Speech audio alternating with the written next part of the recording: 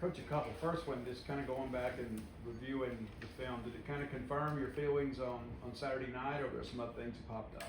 Yeah, I think just the way we played in the second half in comparison to the first half was like two different football teams. Just from an energy standpoint, felt that on the field early. Our guys, I thought the way we came out in the second half and how we played complementary football was huge. We needed it. And there's a ton to clean up. The penalties have to clean up. That was a huge stress in the team meeting this morning. Our guys feel that urgency from us, and we got to find ways to make that happen. Secondly, Tennessee's had some real challenges kind of defending the throw game due to some injuries. When you watch them, what kind of stands out about them on defense? Yeah, I mean, to me, the way they're able to get after the quarterback, 15 sacks, there's constantly pressure on the QB. They've given some things up. We'll see if some of those guys come back in the secondary, but what sticks out is how they're getting after the quarterback, and we've got to keep Blake clean to go play the way we want to play. Saw Tyler Lockhart get some more reps on the defense, especially towards the end of the game. What did you see from his performance, and do you expect that to continue? Yeah, proud of Tyler. He did. He got in. He was far from perfect, but he made plays. He does some things that are just really, really natural and does them at a really high level. So he'll continue to have opportunity, obviously, with DG not playing last week. We'll see where that ends up this week, but proud of Tyler and how he played. And then Jerron got banged up. Have you had a chance to evaluate him? Have not. So again, from an injury standpoint, really just be as we get into SEC play, with Wednesdays being our report date, that's when everything will come out. Robbie? Yeah, Coach, the last couple of weeks we've seen Ray Thomas get a little bit of run, and he's producing when he's been out there. Is he a guy that you think can get some more reps early on in the game moving forward, and what have you kind of seen from him so far? Yeah, Ray did a couple of good things as he was in there again late, didn't play a ton of snaps. I've continued to be consistent from the standpoint we're going to need all of those guys. We got a long year ahead, and all of those guys continuing to develop and continuing to create depth will be important. Go to James and Sam. You talked about how you guys have a lot of goals for this season and that you accomplish 2, you're on to the next one.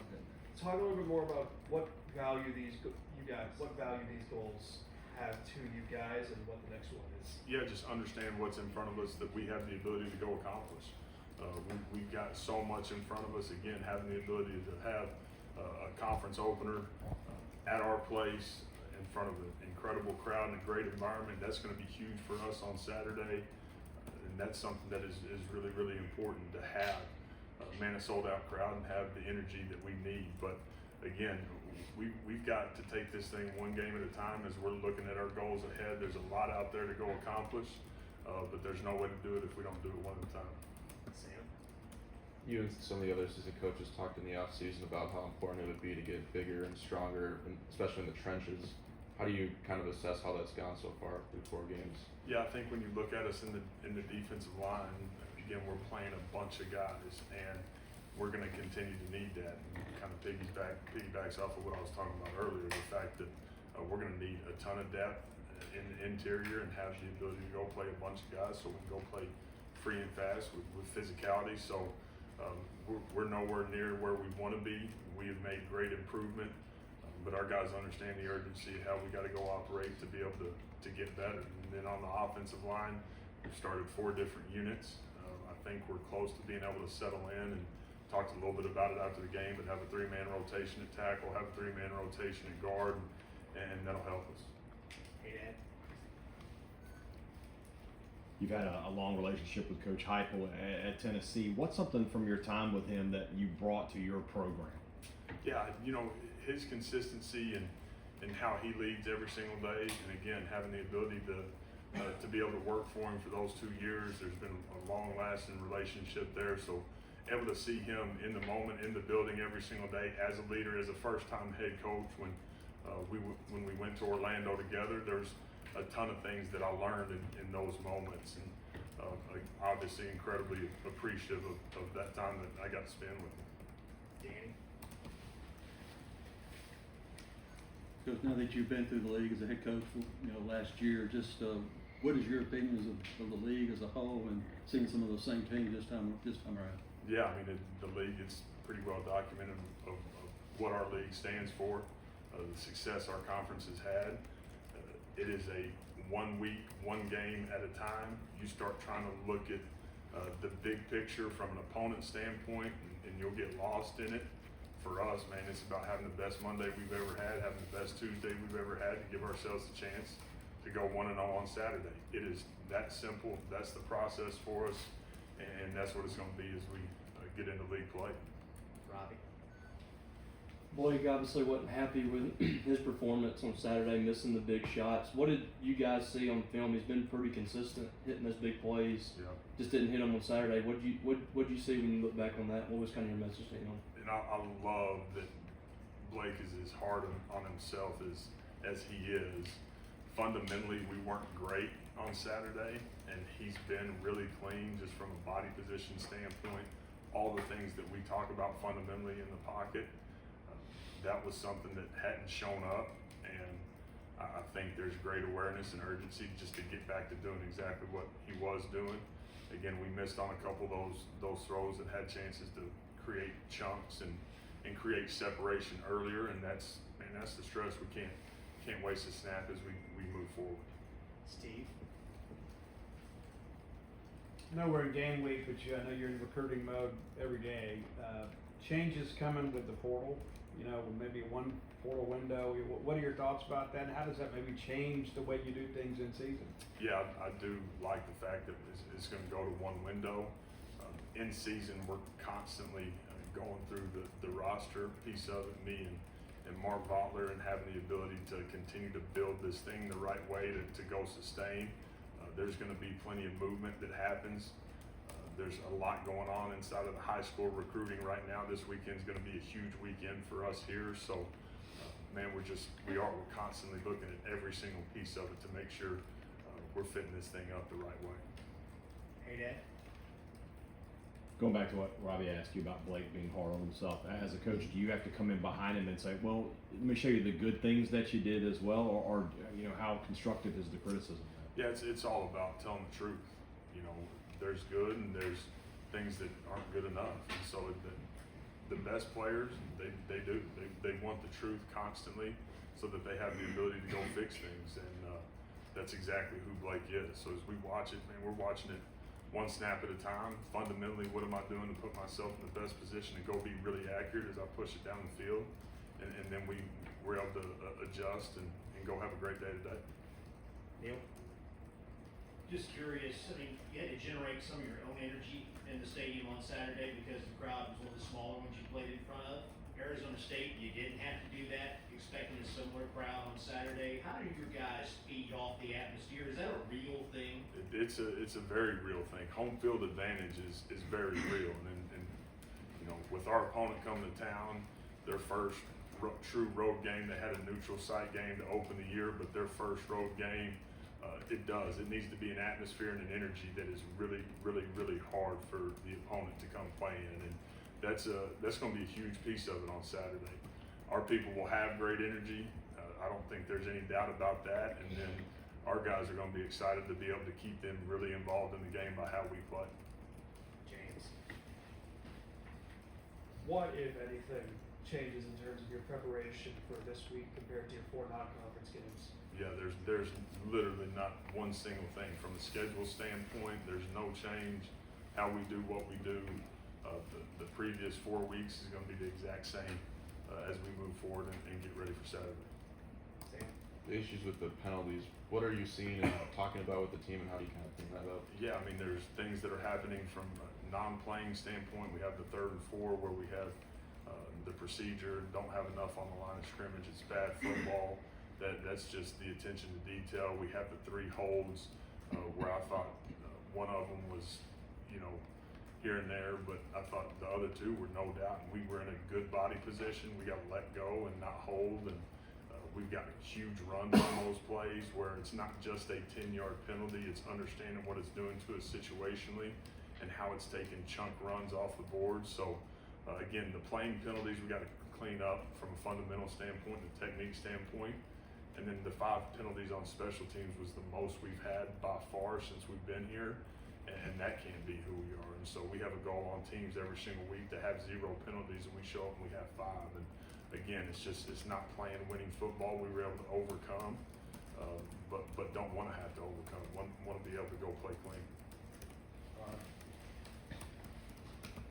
Coach, one of the biggest areas you guys have improved from last year to this year is obviously the back end, the secondary. Been playing spectacular to start this season.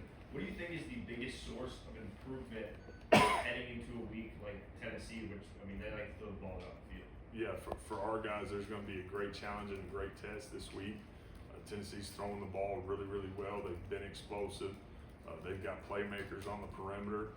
For us, it's trusting our technique and doing exactly what we've done and playing inside the scheme. I think there's been great growth because you look at guys like Brilo and Hunt and Isaac and Kelly Jones and Diego. They're year 2 in the system. And then Javen and Jet and J-Man, those 3 guys came in and have done a nice job as well. But I think a lot of those guys playing have played a lot inside the system. I think it's showing up. John Wesley. Hey Coach, Fluff Bothwell, he's averaging 6 yards carries, 90 yards the last 2 games, plus 90 yards the last 2 games. How important was it to snag a guy from the quarter like him, and then also how important has it been to also add a balanced attack to the offense? Yeah, having Fluff and his addition has been huge for us. It's been great to be able to get him going. I think the good thing for him is he sat in here and watched the tape today. We left a lot out there too, and that's the stress. Again, I talk about not wasting the play, being able to score now. If you got a chance to get the first down on 2nd and 8, getting it, all those things, the game inside the game are critical. And so as he watched that, I thought it was really good for him after feeling like we played well, and he did, and played really tough. Man, there's still a lot left out there, and that's what he's excited about. Go to Danny and Steve.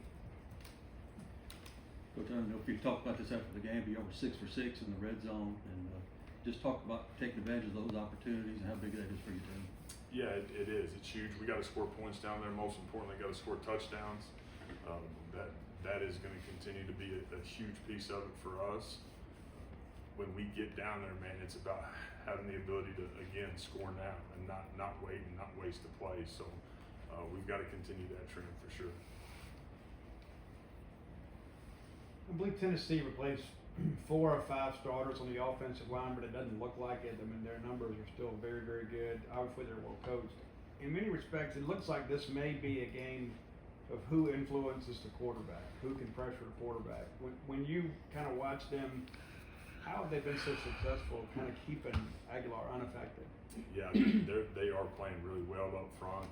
That was one thing that I did last night was watch their offense versus Georgia, and that's what stuck out to me.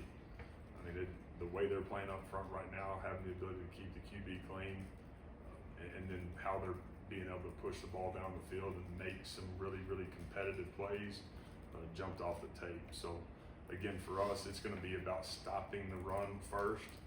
That's going to be a huge part of it. They want to get the run game going. That's when they have their most success.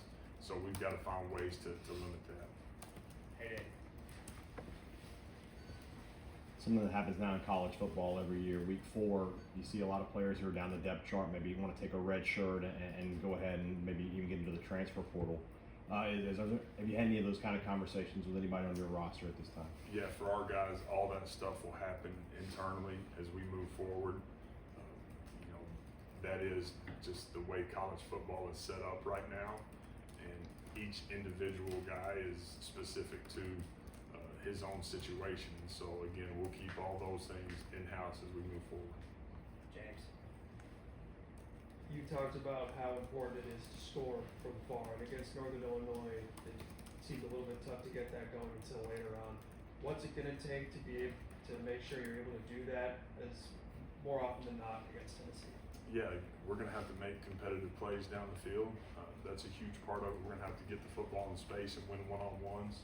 And that's how you create those chunks and have the ability to go do exactly that. But again, to me, it's going to come back to how are we protecting Blake. Keeping him clean is going to be a huge part of Saturday afternoon. All right, we'll close it out with Carlin.